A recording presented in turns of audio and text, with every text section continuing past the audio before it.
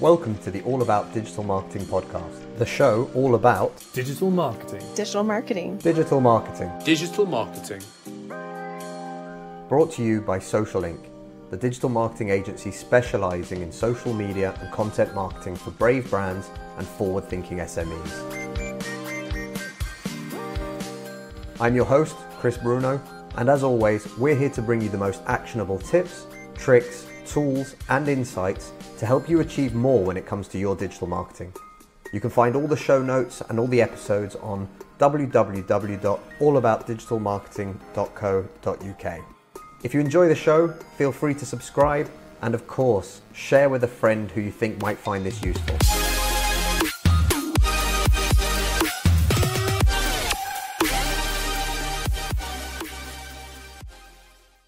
Hey everybody, Chris here, and today we're talking all about storytelling and creativity with Eugene Kan, co-founder of MAEKAN and ex-editor of HYPEBEAST. Storytelling has been around since the beginning of time. We've used this as a means to pass on information, to educate and warn each other, as well as to entertain. When it comes to your digital marketing, storytelling plays a massive role in the development of your brand online. Whether you're telling stories through articles, videos, or photographs, I'm sure you're going to enjoy what Eugene has to say. We do go off on some tangents during the episode, but I really enjoyed the conversation and I think you will too. Remember, you can check out all the show notes and find all the links mentioned in the episode on our website, www.allaboutdigitalmarketing.co.uk. Enjoy the episode. Hi Eugene, thank you very much for joining us. Yeah, thanks a lot for the opportunity. It's awesome. Obviously, we've met and know each other now for a little while, but for those people who don't know you, I wanted to start at the beginning of kind of the journey that I know about you and talk a little bit about your time at HYPEBEAST. And I think this will all fall into shape as we go through and explain a little bit of your background as to how you got to where you are today. But can you tell us a little bit about your role at HYPEBEAST and also for those that don't know about it, what HYPEBEAST is? Yeah, so basically my trajectory, I think, kind of culminated in Hong Kong. Like, there's a little bit of backstory where I was born and raised in Canada, and I was just sort of going through the motions, I guess, beyond just one particular thing. And that was like playing football, playing soccer. And that's the one thing that I was really passionate about growing up. And, you know, I think that I went to school mostly to appease my parents, but then I always kind of saw an opportunity to go to Hong Kong afterwards. And like, I went to Hong Kong after graduating from university. I basically tried to graduate as quickly as possible, had terrible grades, and landed in Hong Kong. And I played one season, but between all of that, I had a lot of free time. So I started writing and this is kind of sketchy, but not sketchy. It was like a sneaker reseller site in Hong Kong called Kicks Files, which I think is still around. And that's sort of where I cut my teeth, sort of in the world of sneaker media. And that was sort of my testing grounds, because right around the same time, like Kevin Ma, the founder of HYPEBEAST, he had moved from Vancouver to Hong Kong to kind of continue HYPEBEAST. And for those unfamiliar with HYPEBEAST, it's probably one of the biggest, most well-known publications and media companies within the realm of sneakers and I guess you could say creative culture. So it spans everything from sneakers, fashion, design, art, music, and a lot of those things all culminate under one lifestyle. And when I first joined, I was actually super excited. I went from writing about sneakers in exchange for essentially discounts on sneakers to actually getting paid. And I never really thought that, oh, you know what, there's a career for me here. But as things grew, and I think it was kind of the right time in terms of where that culture was going, and for better or worse, it was starting to become a lot more monetizable. There was a lot of interest around it. It was starting to emerge from a subculture into a part of popular culture. I wouldn't say right away, but I think if you look at it now, everyone's into trainers, everyone's into sneakers, and to a point where, 10 years ago, 12 years ago, it wasn't exactly seen in the same light. And then I guess over the course of my time there, I spent about 8.5 years there. I went from being, the first ever full-time editor to sort of a managing editor, and then eventually an editorial director. And it was honestly one of the most fascinating times, because I think that, well, I have to kind of preface it, because I think building a digital company at any given moment in time is going to be difficult, because I think the playbook changes so often and so frequently.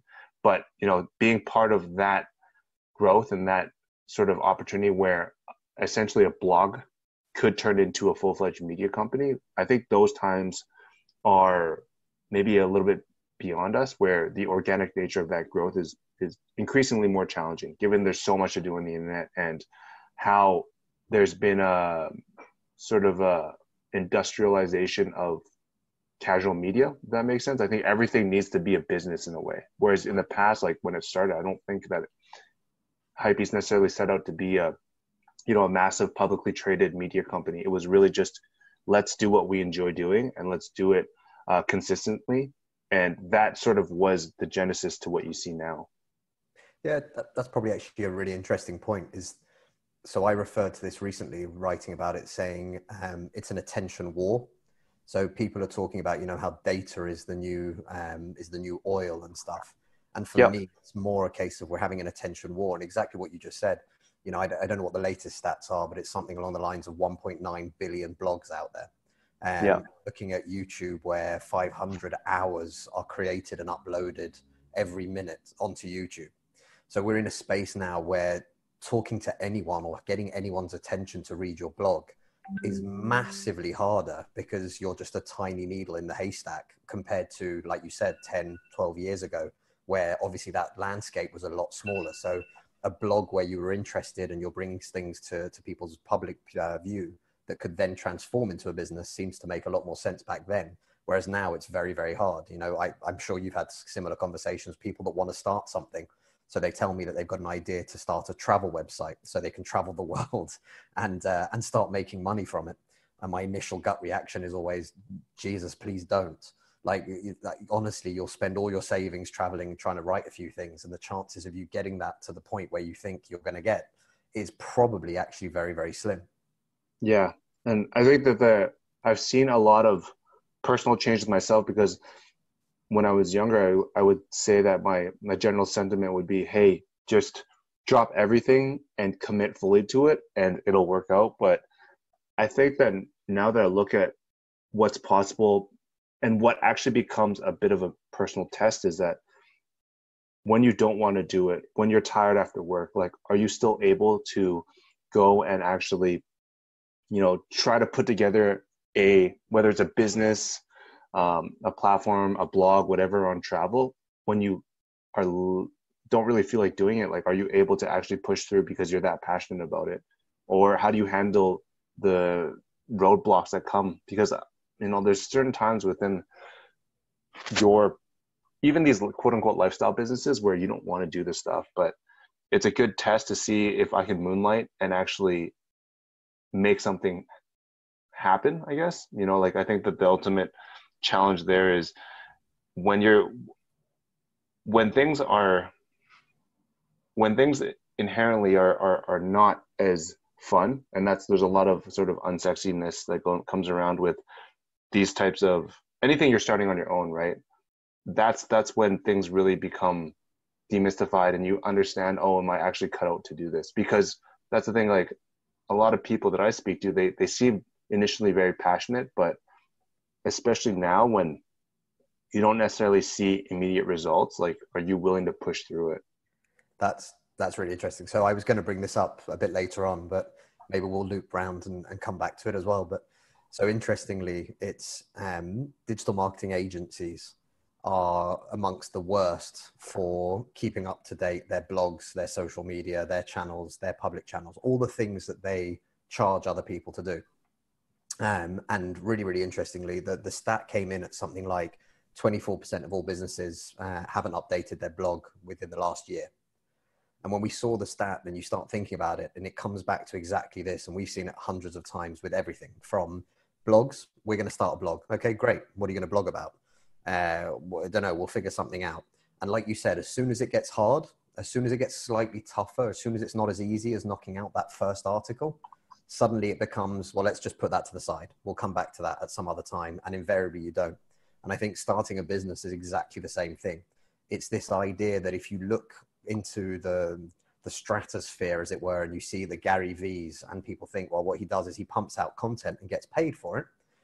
Or the Tim Ferriss, he does a podcast and has written a book and has made loads of money and he has a great life. I want to do that.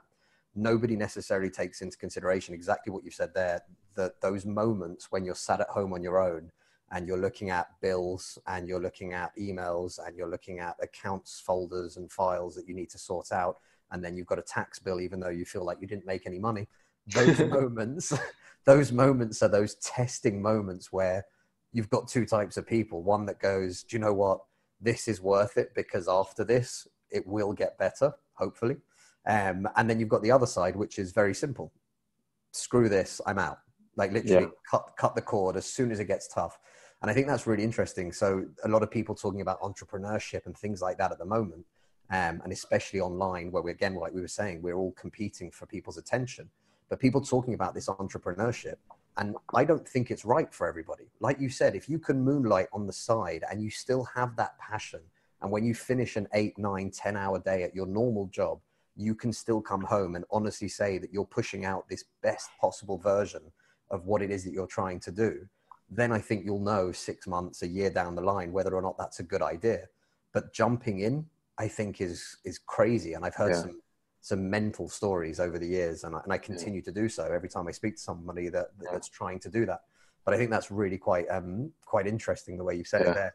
One thing, I was just sorry to cut you off there, but the one thing that really sort of put this whole concept into light was I have a friend, he goes by Decatur Dan, and he went from shooting a lot of music videos in Atlanta to eventually becoming a full-fledged agency that he launched on his own. He moved to LA from Atlanta, and he brought up a really good point. It's like artists don't really have a timeline. Like you can put out something whenever you feel like it, whenever your mental mood is fit for you to create. But as a quote unquote creative where you're paid for work, you really just need to be able to create to spec, and or when it's within a constraint, right? And I think that's the one thing that people fail to understand, is that the constraint means that you need to understand whether it's time, whether it's budget, whether it's sort of the vision of someone else. Being able to create on someone else's spec and doing it consistently is actually really hard, and it's a mindset thing too. It's like some people feel their work is so great that they refuse to have any sort of bend in what they put out. And this is the thing that I think is critical to understand too, is that there's so many different compounding factors that all come together in this equation, that people need to understand where they stand on each thing. And I think that one thing that I've utilized as a tool is that there's certain things within that creative process that can be simplified and almost formulaic. But since you are creating things consistently and within restriction, then it's okay to kind of take shortcuts, because shortcuts in many ways allow for sustainability. And as a full-time creator, whatever you want to call it, like shortcuts are what allow you to make a career out of it. Like I think that there was a point in time where I thought that because I was able to put a process around something, that it would diminish the creative value of it. But now I realize that it's really case dependent on the outcome you're trying to achieve and what you need it for. Well, I guess that's probably the difference between, singing as a musician at your local pub once in a blue moon and trying to call it a career, and then trying to get to that next stage. What are the things that you can systemize, or processes that you can put in place to try and really help you get through that? And like you said, consistency, finding ways to make sure that it continues to happen. And especially, we've seen it in terms of the creative sides. And again, we've been around since 2008. So we're coming up to our 11th anniversary soon. But literally, we've had people come in to help us or to work on a project with us as either a copywriter, as a graphic designer, and where we've got a specific brief or we've got client feedback, and they won't take it on board necessarily. The creative process becomes the blocking mechanism to actually making this into a career. If that makes sense, kind of thing. And it's infuriating to see. And I've seen it with entrepreneurs where, you believe in your product so much, even though nobody else does. And even though your clients are actually telling you what you should be doing next. And yet you're still so focused on building what you had in mind that you end up not actually taking that forward and not making it into a sustainable business. Yeah. Yeah. That's 100% valid.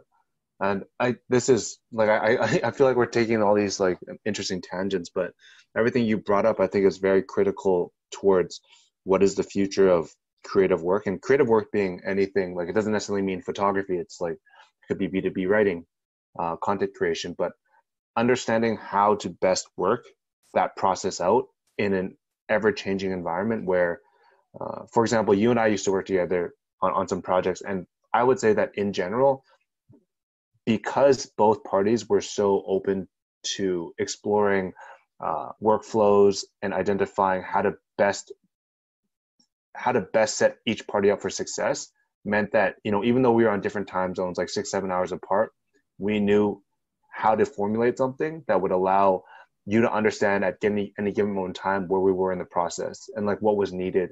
And I think that is one critical thing that, as we become I guess more remote, more decentralized, like that's also a big part of the process that people need to kind of get on board with. And I think those that are able to understand the process quicker will be a lot more successful, because even before this whole shift is happening, people already don't really understand how to work with creatives, even if they're in the same room, for example. I'd agree with that completely. And without wanting to sound too cliched, communication is key, always. So our entire team is completely decentralized. And like you mentioned, we then had a time difference with you guys. But having those platforms and those tools, and again, they all exist. They're not even expensive, most of them. In fact, some of them are free. But you can use those tools to communicate, to help track, to have that flow, to be able to make sure that everyone's in the loop at the same time. So there's never any kind of disconnect along the way or during that process. And I think that's hugely important. And again, something that a lot of people, especially freelancers, we were involved in, we do content club every week on Twitter. I'll chuck a note into the show notes. I'll chuck a link. But what was really interesting about it is last week they were talking about, how do creatives, freelancers find their clients and what are they doing to market themselves? And 95% of all of them were basically saying, I have no strategy. I have no plan. I haven't really done anything. I don't really update my blog enough. And you're sat there going, this is crazy. Like, it's your number one connection point. It's what you do for a career as well, but it's your number one connection point with clients, with new potential clients, with leads, with other people, so they can recommend you a chance to really showcase who you are, your ideas, how you work, anything like that. And we realized how quickly that kind of break between creativity and then actually, but it needs to fit into the other organization. It needs to fit in with your client. Mm. But anyways, we got massively sidetracked and I enjoyed that. Yeah. So we started with HYPEBEAST, which for me was kind of the beginning, and to understand a little bit more. You're currently focused, and you are the co-founder of MAEKAN. And for people that don't know MAEKAN, this is all about celebrating creativity and it's all about storytelling. But yes, I don't tell this story. I want you to tell this story. So tell us a little bit about what you were trying to do when you started and how far you got and what you're doing currently with MAEKAN. Yeah, so MAEKAN was the byproduct of myself and my co-founder Alex Mayland, who at the time was a creative director at HYPEBEAST. We both, I think, came to I think end of the road could be seen as sort of like a negative thing, but it was more so like, we had spent collectively 13 years at HYPEBEAST. We sort of recognized that the trajectory of HYPEBEAST itself as a business, I think, was going in a certain way, and it's not to discount it. It's really, like, look at it right now, it's wildly successful, but it's just like for us personally as people that were sort of brought into this culture in this world on the backs of stories and the people and the process behind why things came to be, like, we felt as though that we wanted to kind of return to those roots. And that was sort of the catalyst for MAEKAN. What it is, it's a publication, it's a Slack community, it's a podcast series, it's a newsletter. So it's a lot of these sort of bits that are all sort of almost independent channels, but form to be part of a bigger picture around, the big ideas that are shaping creative culture. And for us, it's like, there's so much noise out there. There's so much confusion around what's happening, how things affect one another in the creative world, that we almost want to come in and demystify it for people. So it could be an analysis on trends within how AI is going to affect the world of art, or maybe it's an interview with somebody who is has just finished art school and is trying to kind of explain the challenges of being an art school graduate and what their future looks like. Or it could even be like a well-known personality like a Philip Lim and his challenges as a designer. So I think it's actually at the very core of it, it's about people and process, but what it means in terms of an outcome, it really is up for interpretation. It could be audio, it could be video, it could be text. And one part that we're going to launch soon is a small e-commerce sort of component to it. And I think that's the one thing that is going to be interesting, because, and I say this in full transparency, it's like, it took us a while to come around to it, because I think that there's already a lot of stuff in this world, and how do we personally want to be part of that conversation? But I think ultimately there's a lot of things that I've been running through in my mind. I feel like I'm going on another tangent here, but in terms of the overall sort of media landscape, I think that monetization and financial stability are always really challenging. And it's like, to be in the media industry today is to almost to have an appetite for experimentation more than ever, because you don't really have these strong foundational revenue streams that you can rely on like the past. So we're always trying to pick and choose. Like, we have membership and patronage, we have branded partnerships, we have what will soon be e-commerce. So kind of understanding how all of those will work in tandem with one another, in addition to a creative agency on the side. Like, I think those are sort of the challenges, but also the interesting bits, because the job never gets boring. Well, I think that probably loops back to our first tangent when we were talking about this. And again, it's a very different landscape now than it was 10, 12, 15 years ago. And again, trying to build a website and then hoping that, AOL would acquire you for $5 per newsletter subscriber email address that you had, like back in those days. It just doesn't exist anymore. So like you've just mentioned there, these different ways of exploring how to monetize, the different channels and opportunities you have. And again, bearing in mind, like you just said there, how things fit in with regards to everybody else, because how do you distinguish yourself? How do you fight for that attention? How do you stand out from the crowd without devaluing what the core product was in the first place? So if I can kind of try and build on that, the storytelling aspect for you has always been the important part.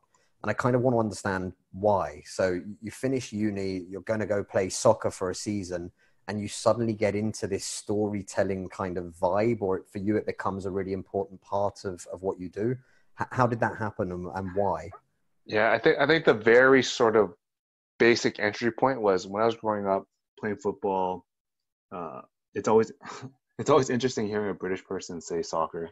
But yeah, playing now that I've been in Hong Kong for the last like 13 years, I've sort of adopted football. But in terms of that, like, I think as a kid, I was always really drawn by the performative aspect of equipment, like how it was trying to enhance your performance, whether it's real or not, you never know. But I think that just because for myself, it was this weird sort of mix of like identity where I never felt I was that good at sports or anything in general. And, those Nikes or those Adidas gloves would help make me a better player. So I think that was the initial story that really rooted me in why I enjoyed, I guess, gear, sneakers, etc. But then I think as I got a little bit older, I soon realized that at the very end of the day, like, the product is sort of the end of the road. It's like product comes and goes, but I think the emotional resonance of story and the people's perspective and challenges behind creating that product are things that are going to last a lifetime. And that's why I started to really double down on like my interest in why things exist. And I think stories often fulfill the why.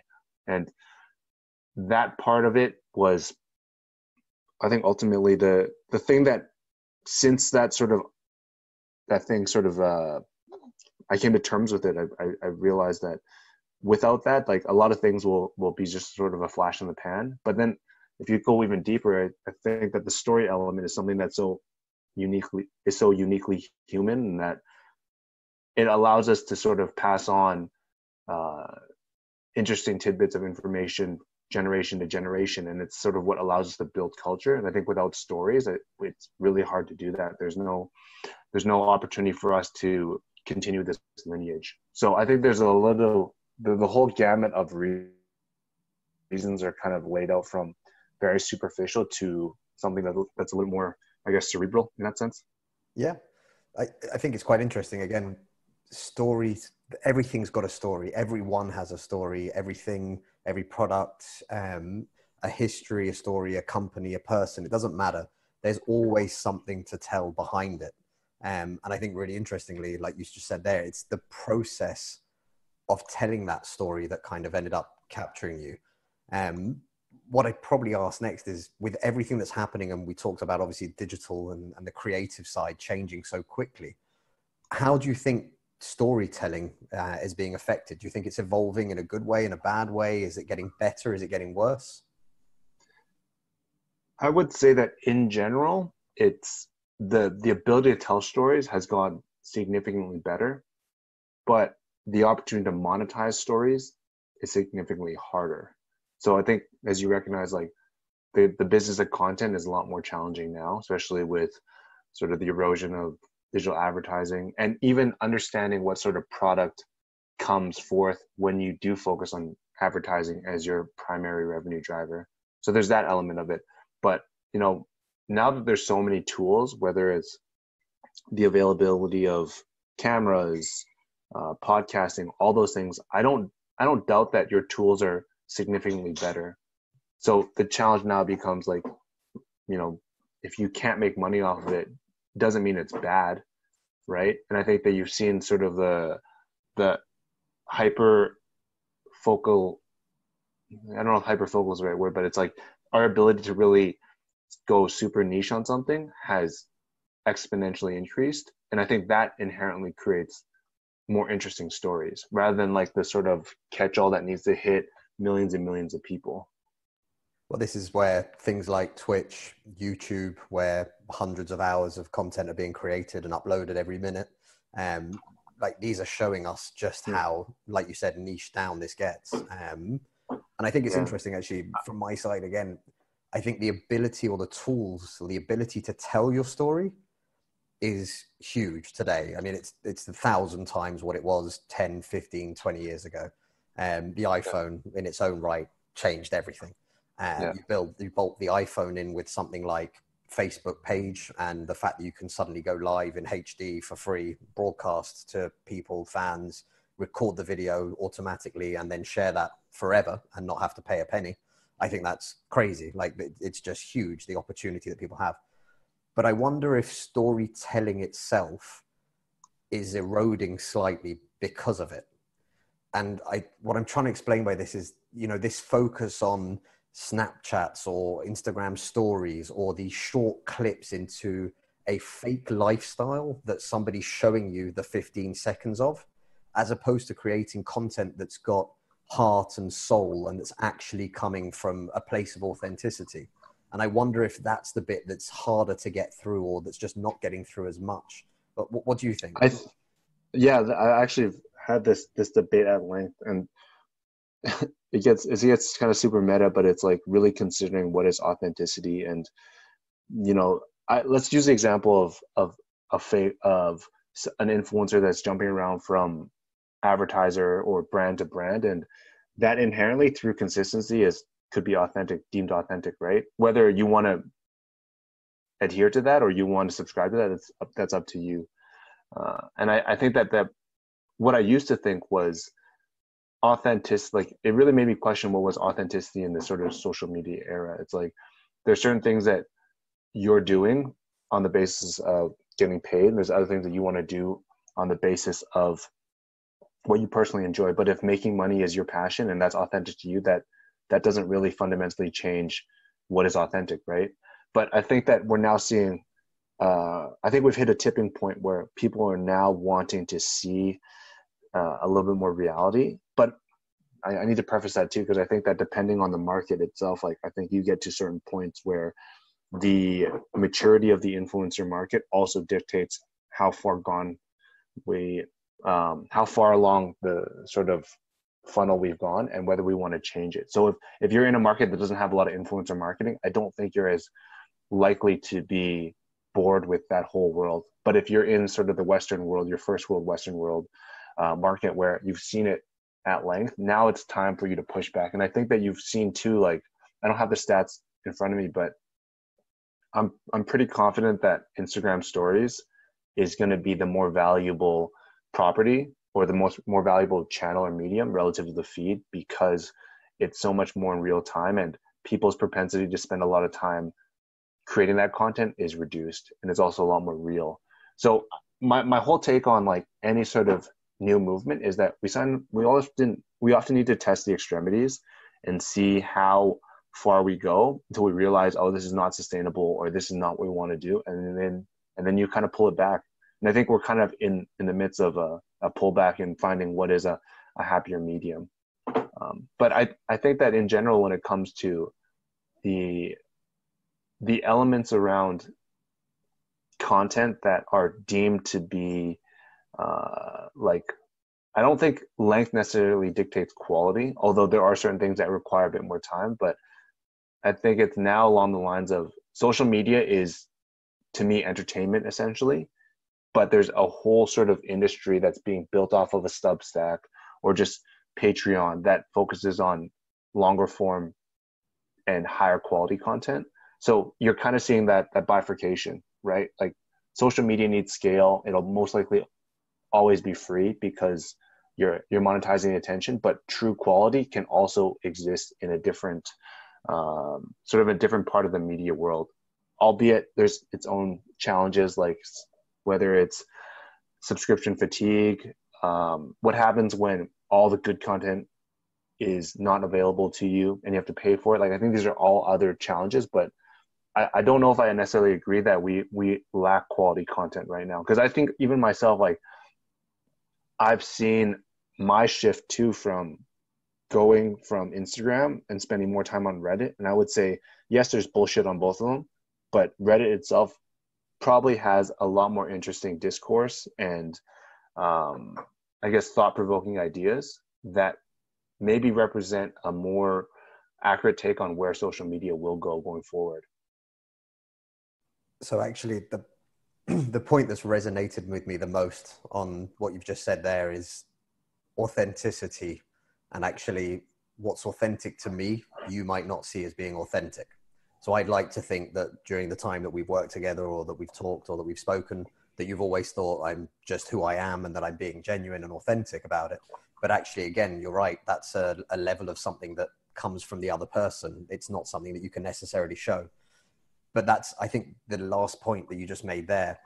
Instagram for me is now feeling like a bullhorn to say, check it out, I'm doing something cool. And things like Reddit, or I find myself spending quite a lot of time on Medium, looking for interesting content written by interesting people and just kind of getting into things a little bit more in depth. And I think that's where it's becoming interesting, or more interesting for me, because I'm looking for something deeper than that 10-second flash of the, you know, you're at a swimming pool, you're at a beach, you're having a great time today in this moment, whatever it is that you're doing. And I'm actually looking for a conversation, a story and a conversation, if that makes sense. Mm-hmm. Yeah. Medium is a good example. Like, I think that now more than ever, I think the quality of and accessibility of writing is, you know, there's too much of it, not necessarily in a bad way, but, you know, I almost feel as though anything I want to find is out there.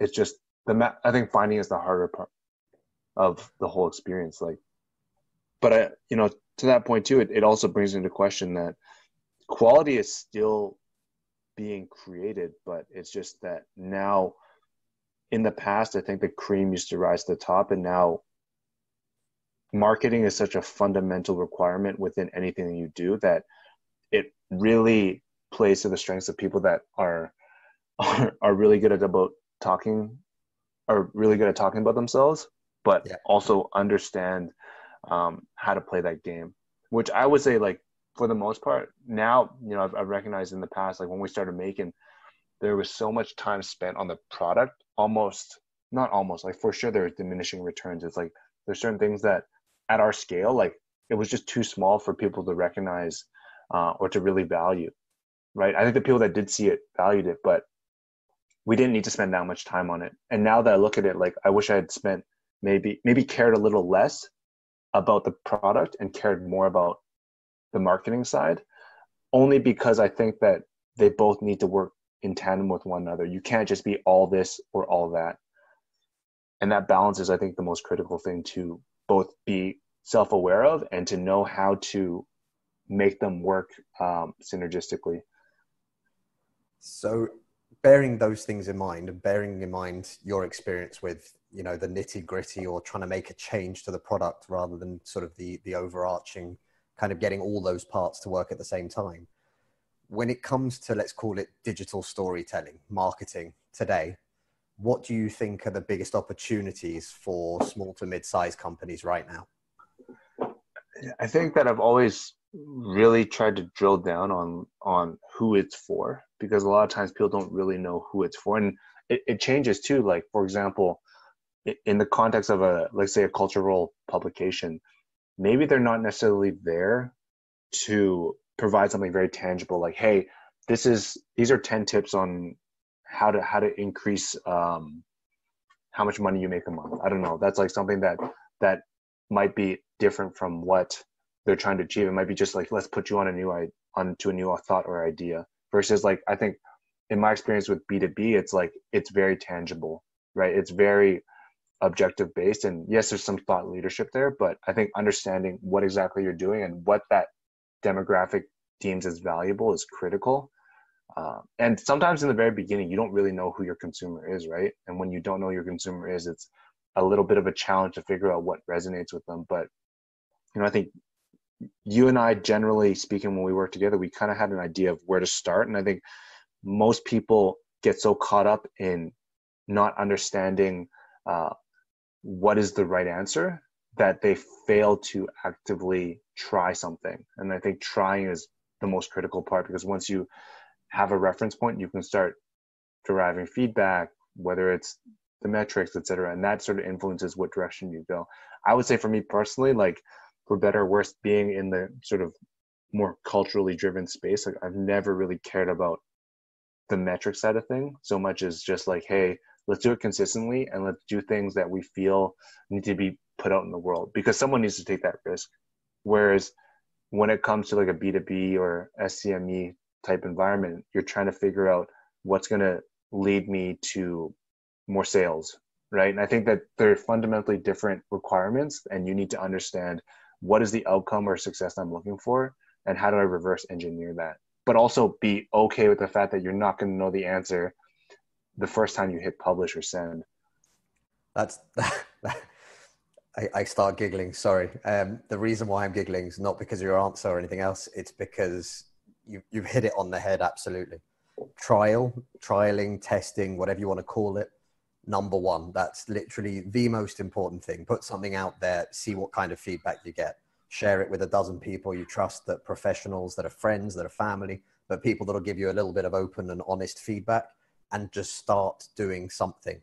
And we spoke with a company recently. I won't say names or anything else, and they're not the only ones, so I hope they don't feel bad by me mentioning this. We were talking about what they've currently been doing on social media and their digital marketing in general. So they've been paying a firm, and they've been working with this firm now for 2 years. So that means, 24 monthly fees that have gone out to this firm. And I stopped in the middle of the conversation. I just went, okay, so what's the goal? And that's all I asked. I just said, you're pumping this money into social media. What's the goal? What's the desired outcome? And literally you could hear the person's shoulders, head slump. It was on a phone call, but I could hear it. And he just sort of turned around and kind of, Yeah. And this one moment of clarity where, like you've mentioned there, you reverse engineer it. Not everything that you post is about trying to sell. It's not about a direct sale. See this post, click here, buy now. That's not what we're trying to do. And it's definitely not, from my opinion anyway, the way to get yourself out there, even if you are the B2B, where the goal is to sell more further down the road. But it's this fact that people are doing things because they've been told or they've read something that said they had to. And now they're doing it. And you say, well, why? And they go, I don't know. And we were just amazed. And it's not the first time I've heard this, and it won't be the last time. But I just thought it was amazing, this fact that, you could pump money in as a small to mid-sized business where you don't have money to waste, let's be honest. And you suddenly realize that actually we've been just pumping this money in because we thought we should, and with no real goals or no real plan or no real strategy in place at all. Yeah, no, it's definitely something that people need to be considerate about, especially the expectation is like, I need to do it. But then, interestingly enough, like, a lot of businesses are so transactional that you don't really need sort of a deeper mission or a vision or anything. It's just like, hey, we offer this service and that's sort of the end of it. And that's okay too. But I think in general, in speaking in those instances, people fail to recognize the value and power of brand and how brand can work for you.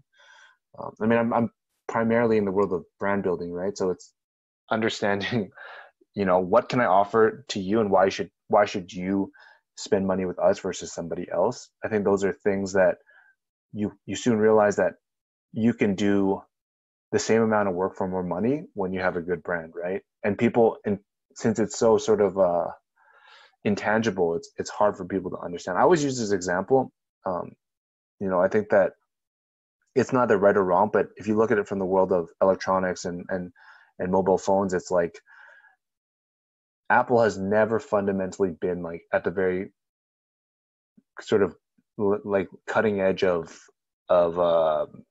just technological advancements, right? Like, yes, in some instances, but in terms of actual hardware, it's never been about that. But by virtue of just creating a brand that people want to resonate with or want to be associated with, like, it changes whether you're going to be in the market for an Apple phone or like an Oppo or a Xiaomi or whatever. I think that is like the interesting thing where I'm sure everyone would want to have a better margin on their phone, but because of a lack of brand, like, they're unable to do that.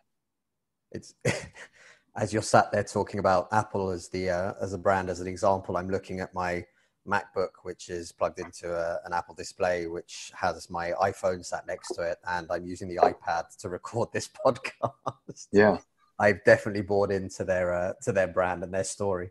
Okay, before we go off in more tangents, even though I am really enjoying this, a piece of advice for anyone. What sort of advice would you give to anyone who's looking to try and build that professional or personal brand right now in today's space? I think it's almost like that answer is a sort of a consolidation of a few things we talked about, right? It's about understanding whether you really want to do it, right? Like, do you actually really want what you say you want? And how do you validate yourself? How do you put yourself through the gauntlet to know that, hey, the time I'm going to invest in this is going to be worth it? And worth is something that's interesting because worth, generally speaking, we value it in terms of financials, right? Like, is this going to pay me money?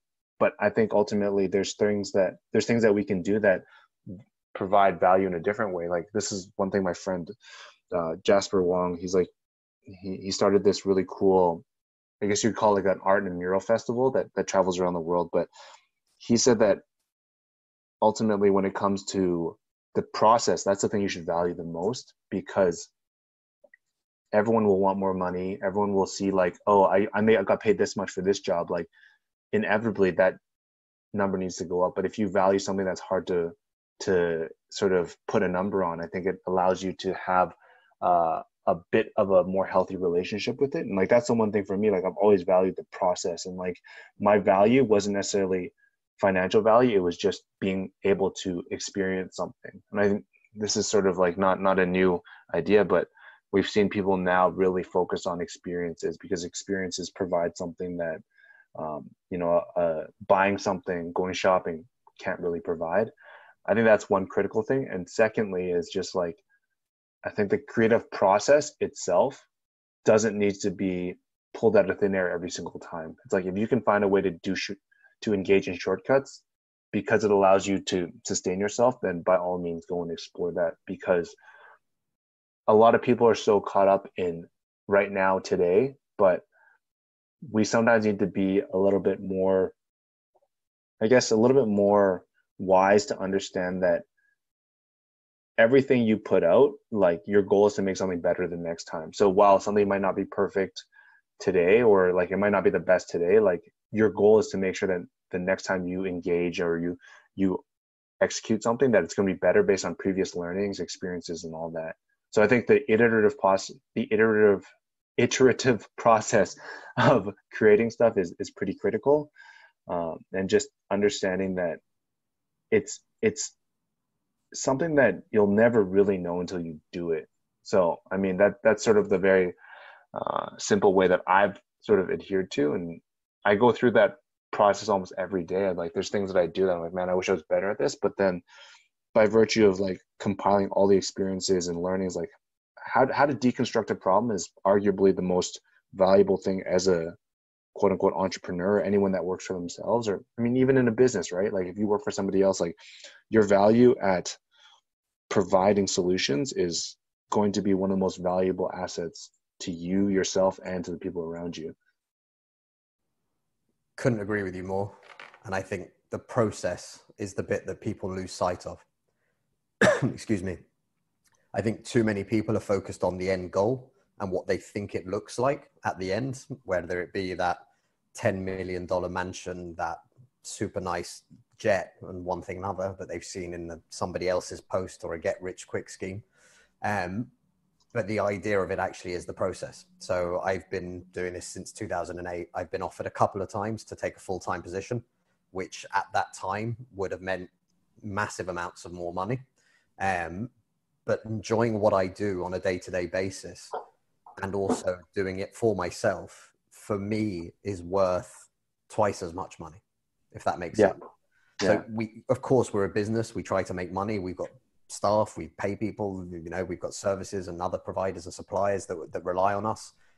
But ultimately, from my point of view, having the opportunity to work and do what I do and do it for myself, as it were, and for my clients, is worth a huge amount of monetary value. And I think that's something that's really important, because too many people are in love with the results, or what happens at the end, or the early exit and retirement, or whatever it might be. And I don't think people actually focus on the, I'll wake up every morning raring to go because I enjoy doing this. It's interesting because I would count myself pretty fortunate to have stumbled into like a career path that I would want to work for as long as I can. Like I don't dread it, right? And I think that's a rarity. That's a rare example for a lot of people who, maybe they do something that they don't really enjoy and it's just for a paycheck.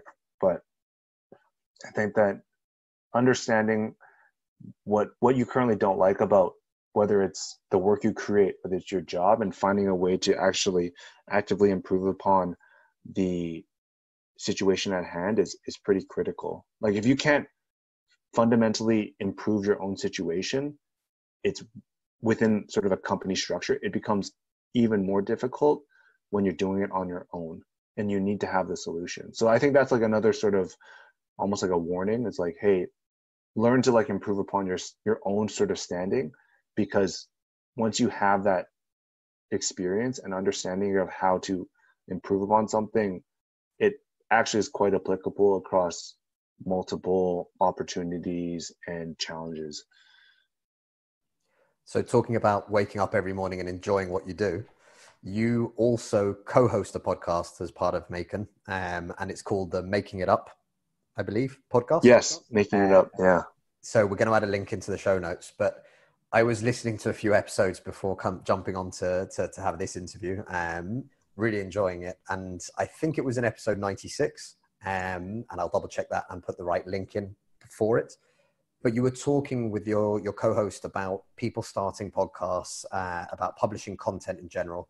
And one of the things that we've already discussed on this and on the continuity side on one of our tangents, but this idea that, you've seen people that publish 6 episodes, they didn't get that sponsorship deal. So that's it. It's thrown away. It's tossed to one side and they just kind of give up.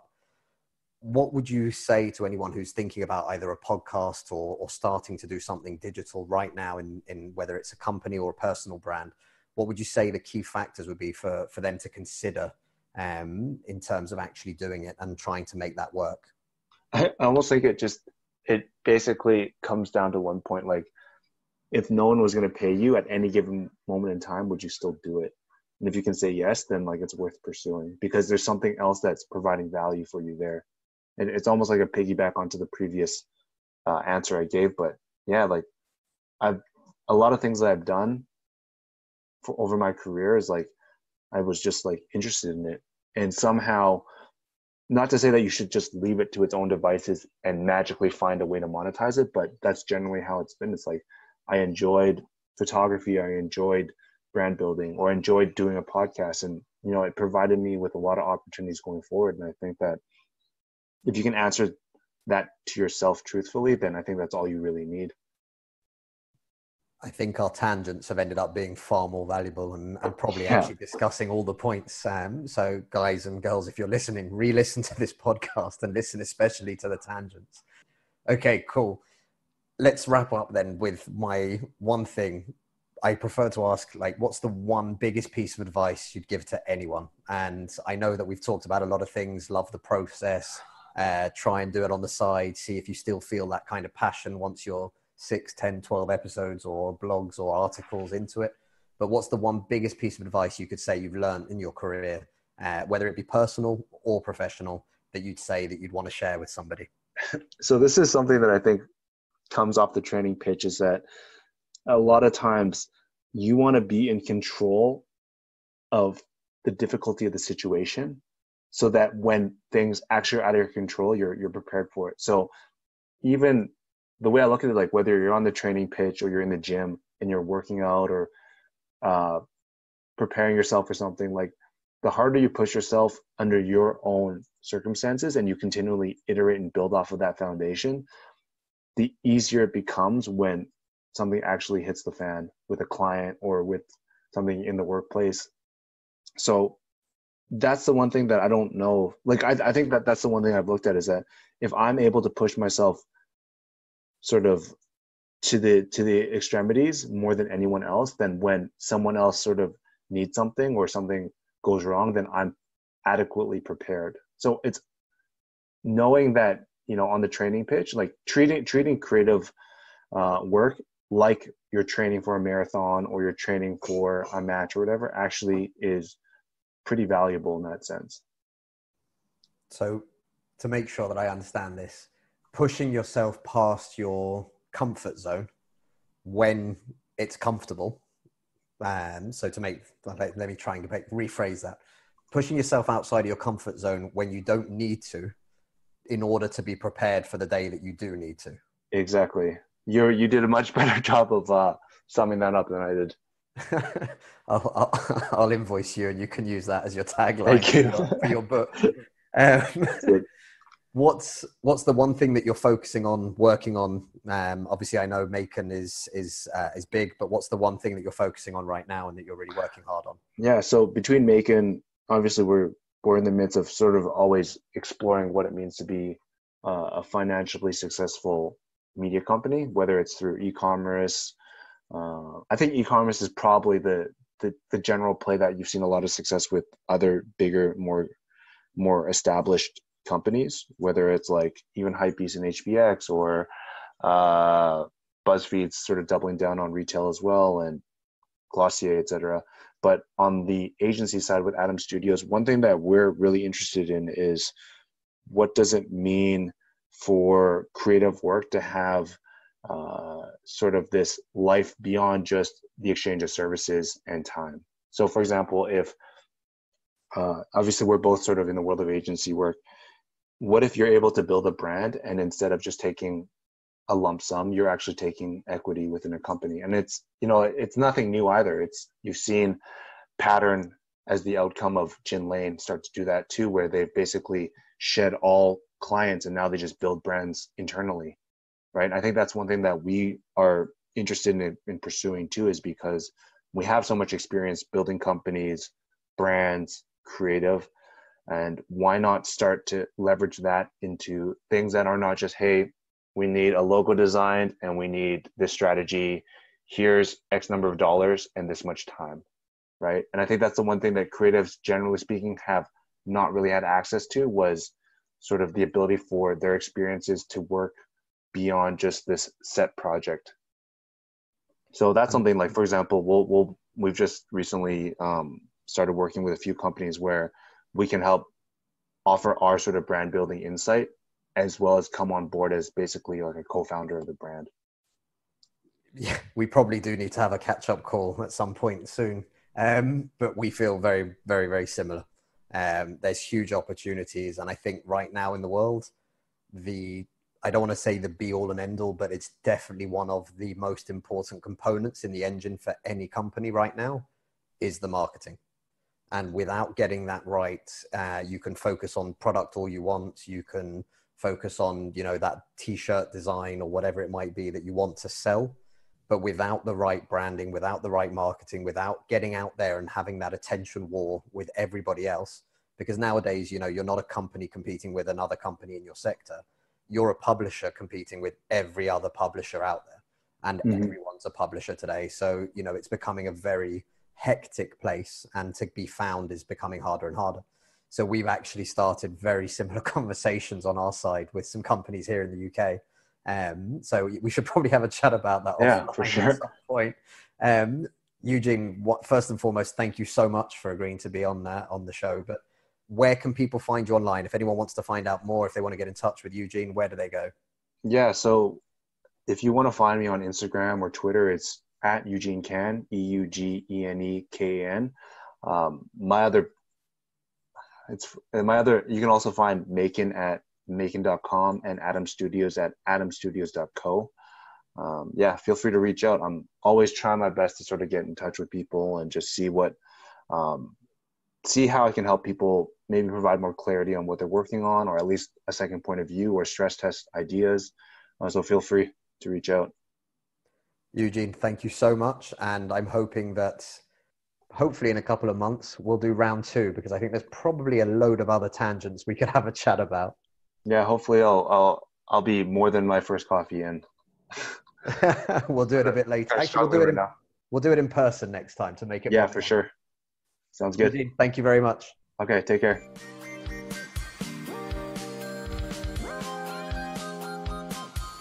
I hope you enjoyed the episode, and most importantly that you got some value from the conversation with Eugene. Testing, trying, and doing are some of the most important factors when it comes to your digital marketing. Remember to subscribe and leave us a review to let us know what you think of the podcast. And remember, you can find all the show notes on www.allaboutdigitalmarketing.co.uk. If you're looking for more help with your digital marketing, I'm excited to tell you that the team at Social Link is launching a brand new education platform focused on helping all brands and businesses with their social media marketing. You can sign up today on www.postlikeshare.com to make sure you're amongst the first to know as soon as it goes live, and to receive a very special welcome gift too. Till next time, thanks everybody.